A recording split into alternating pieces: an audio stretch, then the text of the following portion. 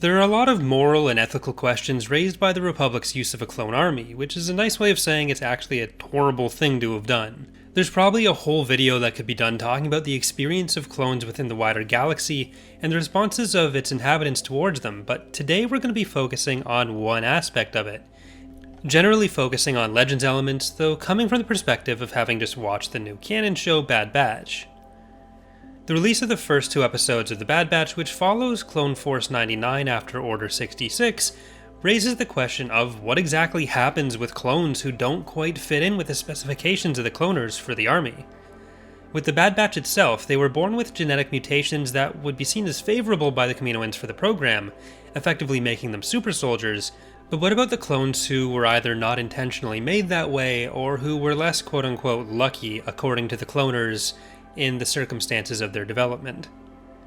We actually get a bit of a case study in this with the story of Domino Squad, the original squad of later Bad Batch member Echo.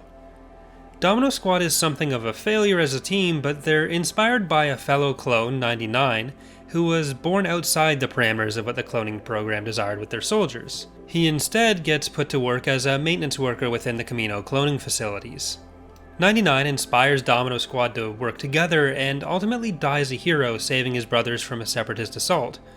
Clone Force 99 does seem likely to be named after him as well. The Essential Guide to Warfare, one of the final essential guides of the Legends universe, takes the basics of 99's story and tells us more about the incidents of these lowercase bad batches. According to the Essential Guide to Warfare, 3.5% or more of the clones produced were aberrant in some way, and it claims that this was exceedingly low compared to other prior cloning programs.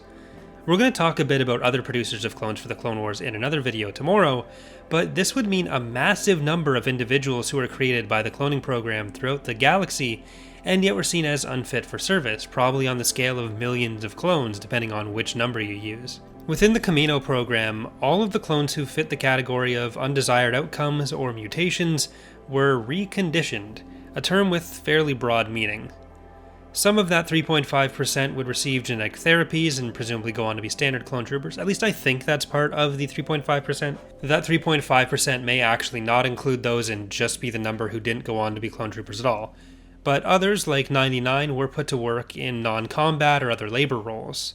Others still had their reconditioning come in the form of complete termination, where the cloners would just kill them off. Before the Jedi's involvement, simply killing the clones was the favored way to go, but the Jedi's intervention largely saw this stop, and instead favored the use of these clones in support roles. This tended to also come along with the encouragement among the Jedi and some of the other non-clone commanders of the Grand Army of the Republic to have the clones kind of come up with their own identity and be seen more as people, rather than just replaceable parts in a machine of war like the droids were in the Separatist army. Considering actually how droids are in Star Wars, there's some problems with that too, but that's a whole different topic. It is worth noting that whatever the outcome there, they still remain property of the Grand Army of the Republic. They weren't sent off elsewhere if they didn't qualify for the army.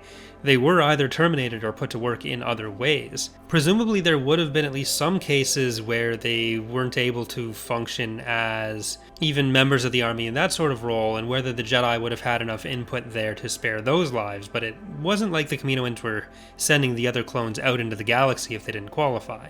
And while 99 ultimately won the respect of Rex and Cody and other clones on Kamino, he was one of a few unique cases, and his initial treatment by the other clones was not very good either. So a lot of these clones didn't fit within the idea of brotherhood that the clone troopers had amongst each other.